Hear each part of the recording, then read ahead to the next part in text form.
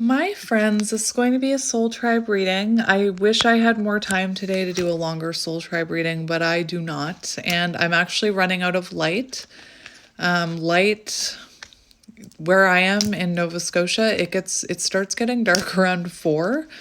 Between 4 and 5 it starts getting dark, but it's 4 o'clock right now, so I have limited time to do this reading, but I really wanted to come on, and we have this book we're reading. We have 2 chapters that aren't too long, so I thought I would read those 2 chapters today.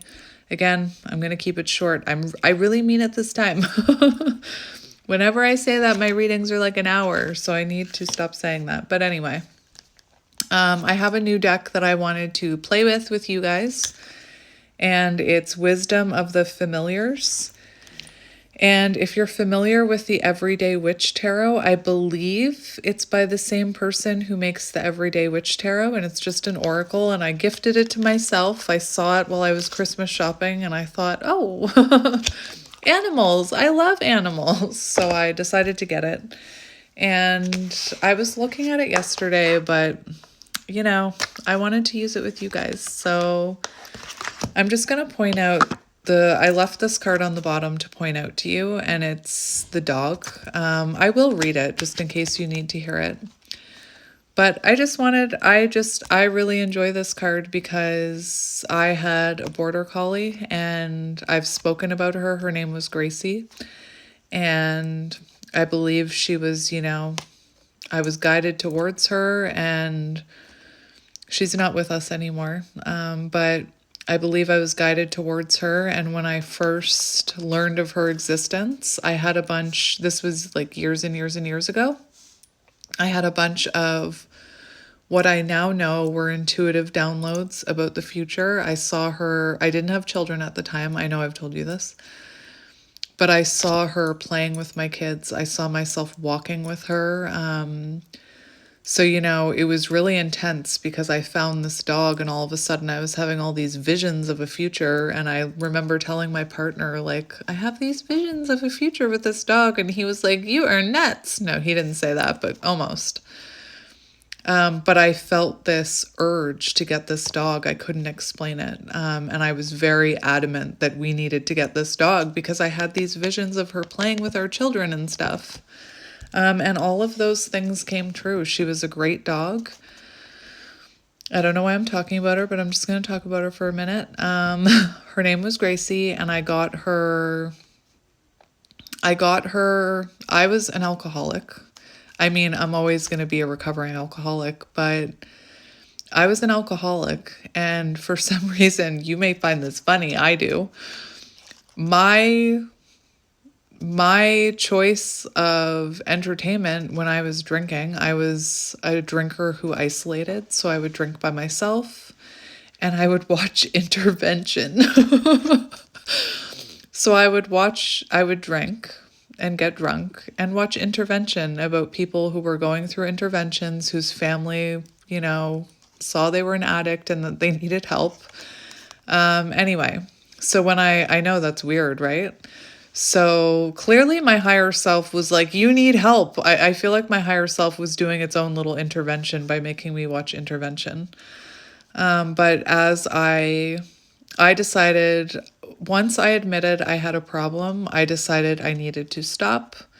And I did I don't know if this is what other people do, but I bought a bunch of alcohol, and I drank it all, and then I said no more. I said, this is the last drink I'm having.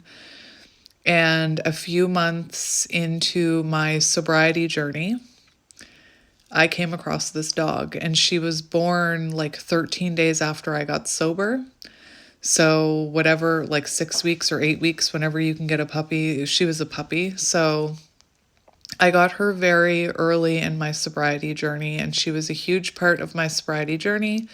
And the reason I called her Gracie was because of the song on intervention. They play a version of Amazing Grace, and so I named her Gracie. And anyway, I don't know why I'm telling you all this. Like, I wasn't planning on telling you all this. It's just coming out of nowhere. But she was very special to me, and she lived a very long, healthy life. And then one day she was just, her age started showing, and within a few days she was gone. She was very healthy right up until the end. And she's, she's my spirit guide. She's one of my spirit guides. She's one of my soulmates. So she's very important to me. And anyway, I just felt like showing you this because it made me think of her. And I think it's cool because there's, a monstera there, and I have a monstera right here. Anyway, so let's read this card. Yeah, of course, it was the card I was drawn to. Look, it's getting dark. It's 4:02. See, it's already getting darker. I told you. So we have dog. I'm just going to read it to you. Thousands of years ago, dogs left their wild wolf brothers and chose to live alongside human beings. This arrangement benefited both species, and there is a reason why dogs are sometimes called man's best friend. Loyal, dependable, and loving, dogs can teach us many things about relationships with others and how to be a good companion. They also remind us to play and be in the moment, whether that is chasing a ball, enjoying a yummy snack, or taking a well-earned nap. Who are the people you give your loyalty to and your love to? Are they your true companions, deserving of your dedication, or do they take your presence at their side for granted? The dog is all about companionship and faithfulness. If that is what you are seeking, are you looking in the right places? You are worthy of that solid bond. Never settle for less in your most important relationships. And then that's the divination. And then the message is, don't forget to play, rest, and eat with gusto. Be in the moment, whether you are spending time with others or relaxing by yourself. You get to choose if you are wild or tame, but remember there are benefits that come from connecting yourself to those who are willing to return your loyalty and friendship. So, again, this won't be that long because you can see how dark it's getting already. I wanted to just get a few cards for you from this deck. I'm sure we'll get it again. We'll just get a few cards and read a little bit of those. We'll read those 2 chapters because I just wanted to come on and connect with you guys because it's been a few days. And the other day, I did not feel like being in front of the camera. Oh. We have the wolf. Interesting. So one more shuffle. I've got cards everywhere. I've got no room. Oh, beautiful. We have monarch butterfly.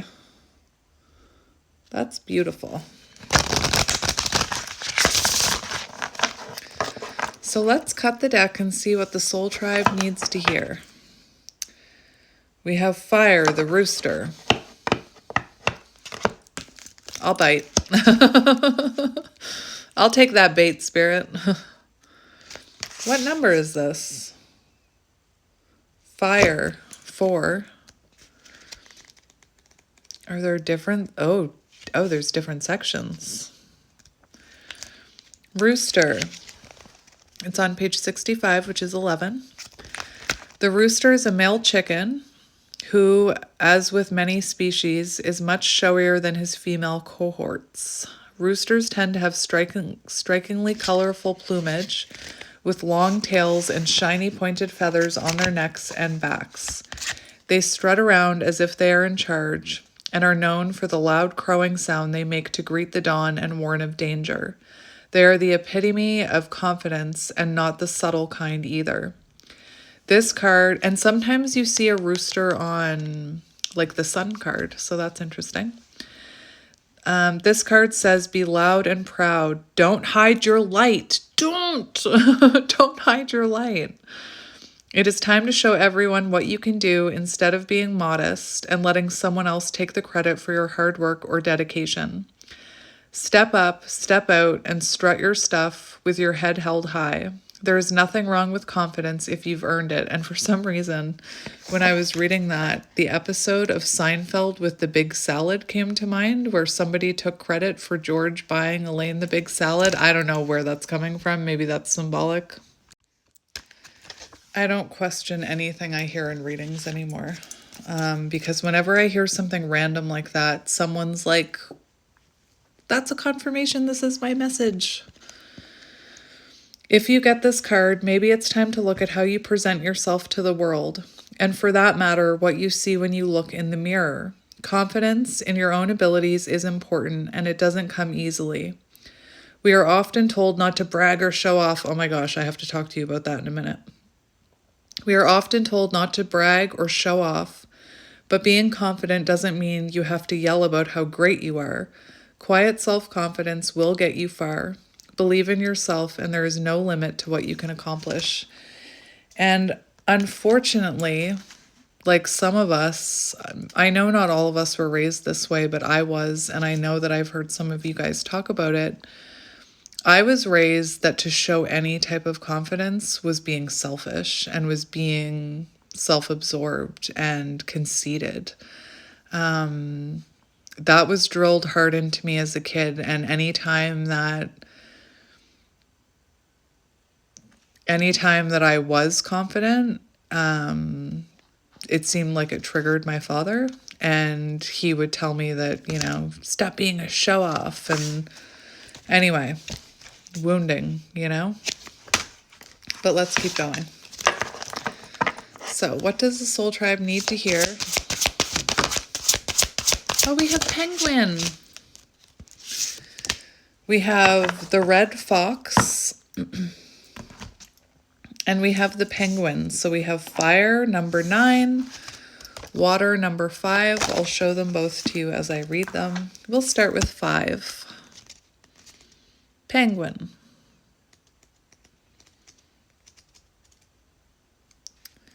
Yes, I am in the right section. So here, how can I do this? There we go. Penguins are a group of flightless birds whose wings have evolved into flippers and who spend about half of their time in the water and half on the land. Although agile and graceful in the water, they can appear somewhat comical when they're on land. And their black and white tuxedo coloring and trademark waddling. Black and white, I love black and white animals. Their trademark waddling walk. Penguins are very social creatures who often display affection and playfulness with each other and even with humans. They slide across the snow and dive into the water with glee, and so they symbolize pure, unadulterated joy. The divination. This card tells you to be like the penguin and live with joy in whatever environment you find yourself. Don't let circumstances dictate your happiness. Instead, choose to play when you can and share cheerfulness, delight, and humor with those around you. Relax and have fun, and embrace joy in life's simple pleasures. The message. When was the last time you did something just for the joy of it rather than because you expected to benefit in some way or it was expected of you? Joy is an important component of a well-rounded life, and while you can't spend all your time sliding across the snow on your belly, you can make sure to allow space in your life for those things that make you smile, lift up your spirits, and fill your heart with happiness. And we have the red fox, which is in this section, fire.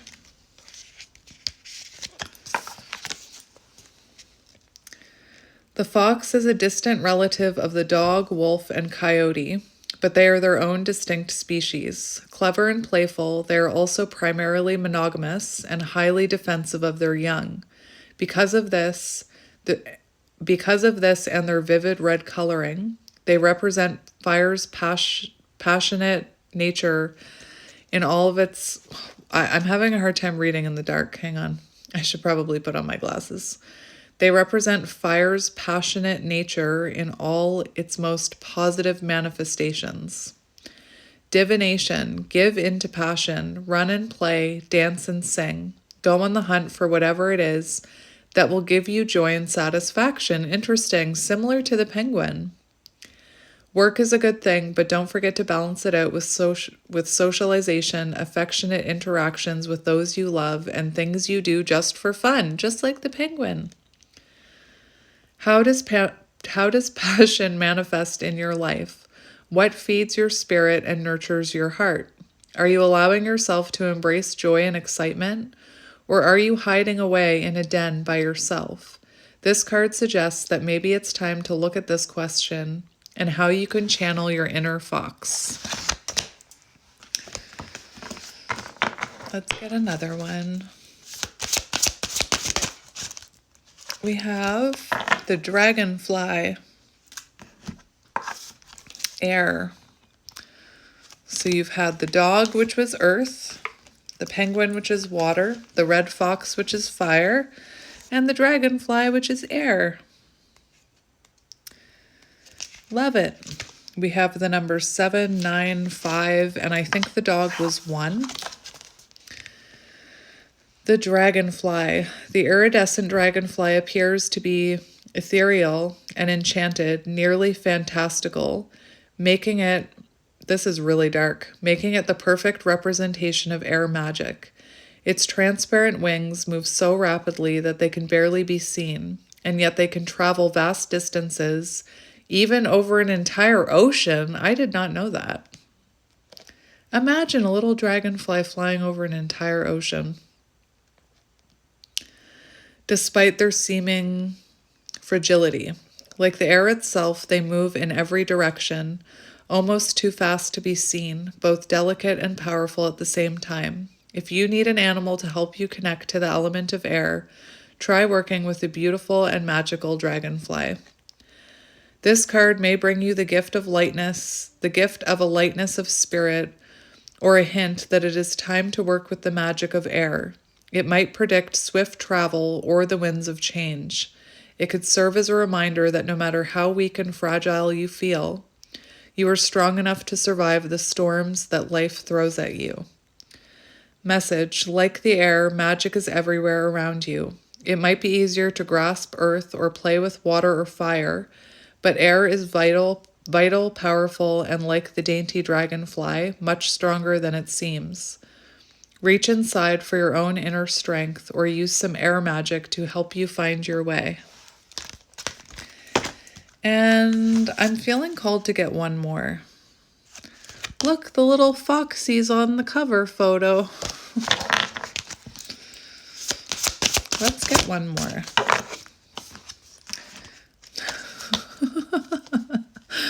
Let's get another one. That's magic. Shine your light is what I'm hearing with the rooster again. Well, I'm going to take the bottom of the deck too. Oh. The Phoenix card is there as well. We have the Bat card, number 2 in the air section. The Bat. It's on page 43. Love you.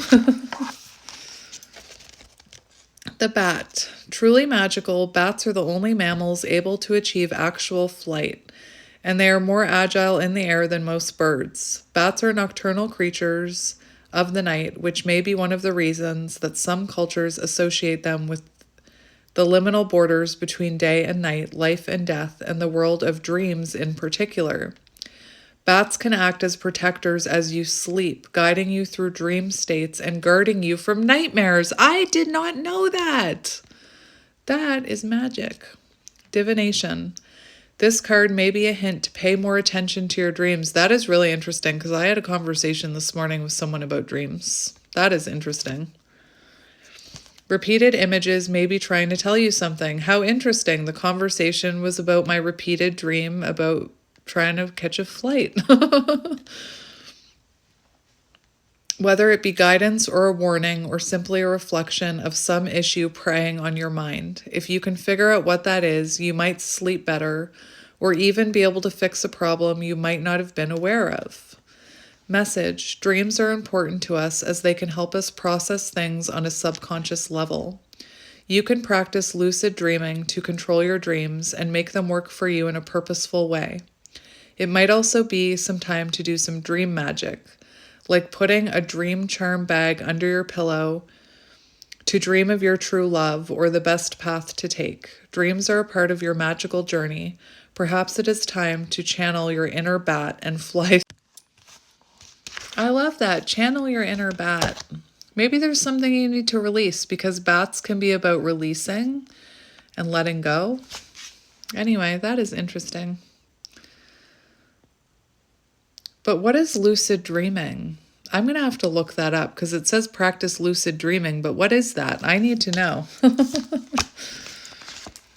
And we have Dragon, which is a spirit card, which is cool because you had one of every one come out. So the dragon. Dragons appear in the mythology of almost every culture across the world, although they can vary in shape from the serpent-like dragons of Asia to the more familiar winged, fire-breathing creatures of European folklore. They are mighty, dangerous, wise, and often depicted as hoarding treasure. Really? I did not know that. But no matter which culture you find them in, they are almost always associated with mystical power. They are the essence of magic, fantasy, and myth. If you have a dragon as your familiar, you have a powerful ally indeed. Call on dragon when you need the energy and power to pull off the impossible, or if you are doing a deep dive into your spiritual path. If this card shows up, it might be a suggestion to explore mystical, why do I keep saying mythical? Mystical wisdom, or find your own fire and breathe it out into the world, spreading your light. Message, don't be afraid to draw on your own magical power. Focus on using your abilities, magical and otherwise, and stand your ground. You are stronger than you think. Embrace the fantastical. Who is to say what's real and what isn't? Fucking right. Channel your inner dragon and roar. Roar, sorry, I yelled over it. Roar. Again, I love this. Who is to say what is real and what isn't? And I'm going to read the Phoenix because the Phoenix is here as well. We also have the Heron. I don't want to read. I could sit here and read you the whole deck, but we have the Heron. That could be symbolic. Excuse you. Bless you, Wally. Wally sneezed. Anyway, I am going to read the Phoenix and then I'll read the book. It's on page 99. I love that. The Phoenix is an immortal bird long associated with the sun. It is said to rise from the ashes of its own death, bursting into glorious flame and then returning to life again. Usually depicted as flaming red and yellow, some myths say that it was multicolored like a peacock. Its cyclical, I think I'm saying that right, regeneration is a beacon of hope, representing rebirth and new life rising from the ashes of the old. Many witches believe in reincarnation, the wheel of life that continually turns through the cycle of birth, life, death, and rebirth. Even if you don't believe in reincarnation, you can believe in your own ability to change your destiny, shaking off those things that held you back or didn't work, and rising from their ashes as a new, better, stronger person. This card may be offering hope, or even more, the suggestion that now is the time to reinvent yourself. Message, if you have been struggling or coming out of a crisis, now is the perfect opportunity to embrace change and growth. What would you need to do to be reborn and start over as a new you? You can do it, whatever it is. It may seem impossible, but spirit is all about rising above. Spread your fiery wings and fly. Reinvent yourself, even if it means metaphorically burning your old world to the ground. That's interesting. So we'll stop there. I need to stop myself. You can see my addictive personality. I could go all day. I've always had an addictive personality. Part of me wishes that I had known that addiction ran in my family, and I would have, I don't know, for me, like, I'm very open with my kids about how addiction is a problem in our family, so they're always going to have to be aware of that. Like, if they make the choice to drink, they're going to have to be aware that they're susceptible, whatever that word is, to addiction. I didn't know I was. Anyway. So I think I'm just going to grab my glasses because it's kind of dark. I almost didn't do readings today. I almost didn't do readings, and I would have regretted it. And I'm glad I did this reading. I'm glad to be here with you guys. You're my favorite people. So, this year, please stop fighting battles you can't win. And for anyone, I always try and answer when people ask. But this book is called When You're Ready, This Is How You Heal by Brianna Weist. I don't know how to pronounce it. And look, I know I keep showing you, we're almost done. And then when we're done, I'm going to start reading The Mountain Is You, same author. And that book, I believe, is about, the ways we stop ourselves. Anyway. Oh my gosh, my table, there's cards everywhere. Please stop fighting battles you cannot win. Please stop trying to shop your way into self-esteem. Please stop trying to convince people to love you when they have no intent to. Please stop worrying about problems you can't solve. Please stop arguing with people who don't care enough about you to hear you out. In life, there are battles that we can win and battles that we can't. If this were a game and you knew the only outcome was inevitable loss, you would never participate. So why do you continue to play these mind games with yourself, in which the only possible outcome is a reduction of your quality of life? When you worry about a problem that isn't yours to solve, you are fighting a battle that you cannot win. How interesting. That kind of made me think. When you worry about a problem that isn't yours to solve, you are fighting a battle that you cannot win. Interesting. You're trying to overthink your way into controlling someone else's behavior. You're misattributing their choices to a judgment about who you are. Worse, you think that everyone else around you needs to be okay for you to feel stable. These are all choices that rob you of your autonomy and power. There is no conclusion to this other than you become progressively more manic and controlling, and reduce yourself to the worst possible version of who you could be. When you try to buy your way into self-esteem, you are fighting into a battle you cannot win. You keep trying to pin the problem onto something else. You think you're one more apartment upgrade, one more great Instagram picture, one more outfit, or one more beauty procedure away from really being comfortable with yourself.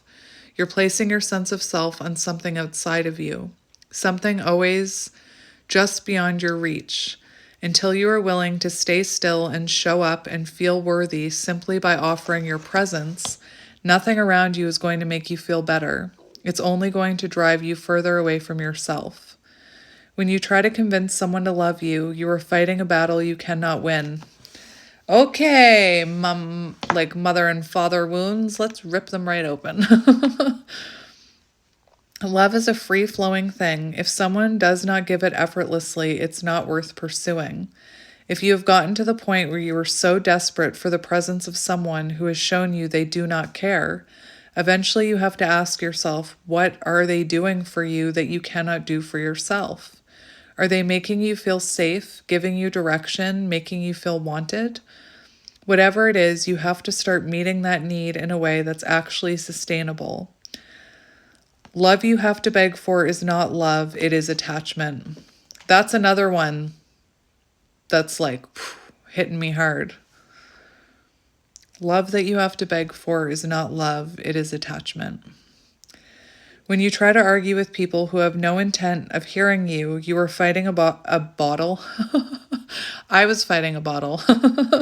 You are fighting a battle you cannot win. I'm just going to go to the next part. That slip of the tongue was funny. Fighting a bottle.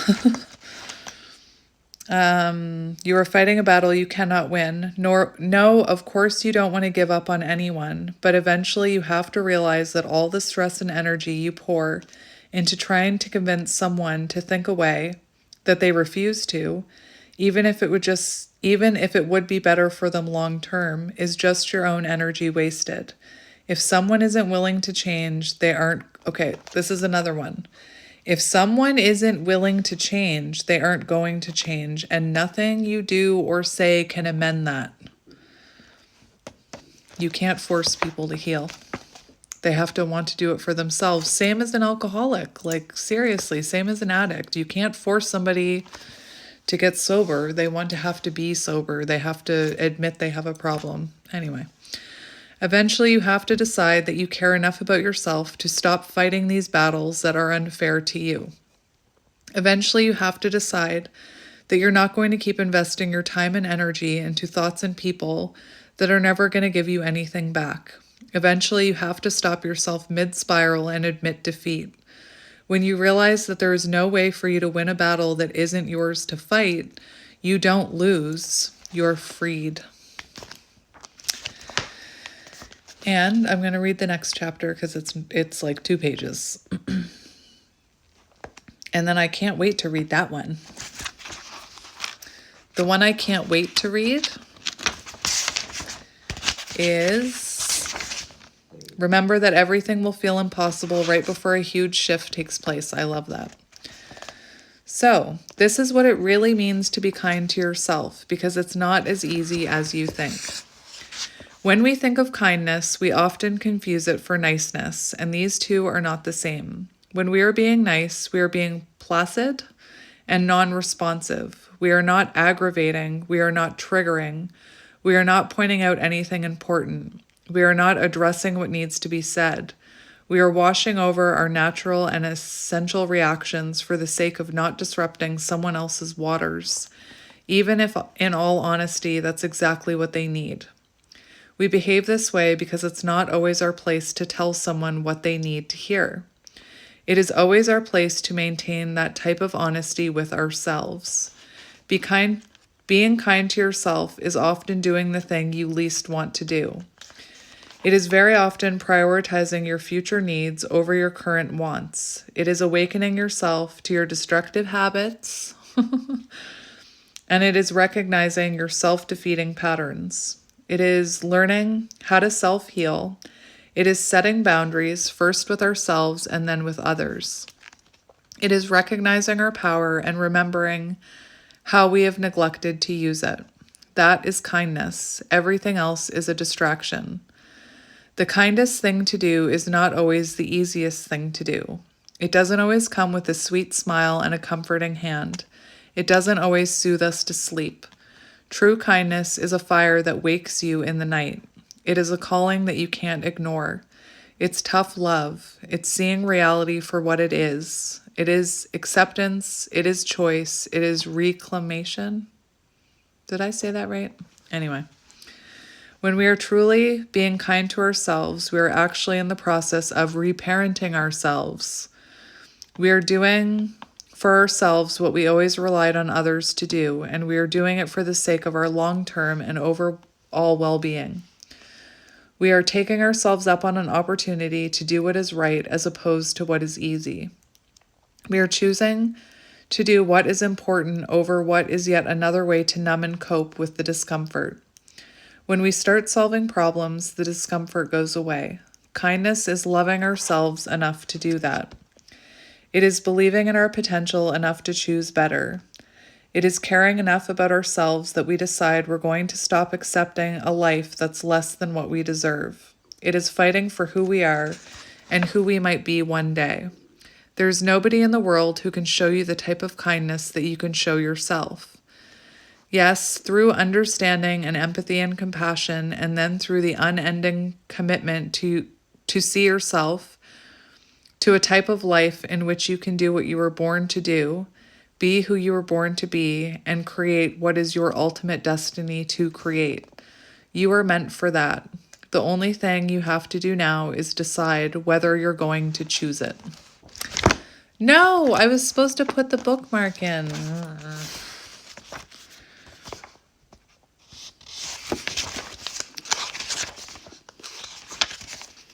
Oh, I'm getting a little peek ahead at the future chapters.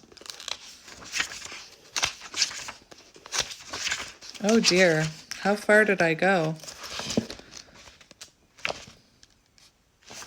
We read that one. Hang on, I need to put this bookmark in or I'll regret it next time. There we go. So the next one is about the huge shift that takes place and how everything feels impossible right before that happens. So that'll be the next time we're together. But for now, I'm going to leave it there, my friends. Thank you for listening to me. Thank you for spending time with me. Thank you for listening to me talk about my dog and my addiction.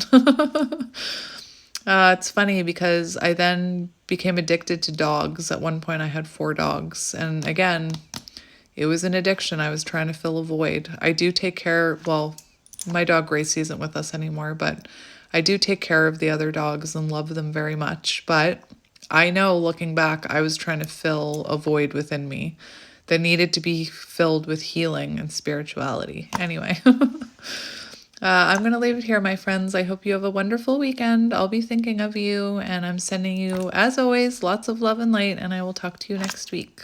Bye.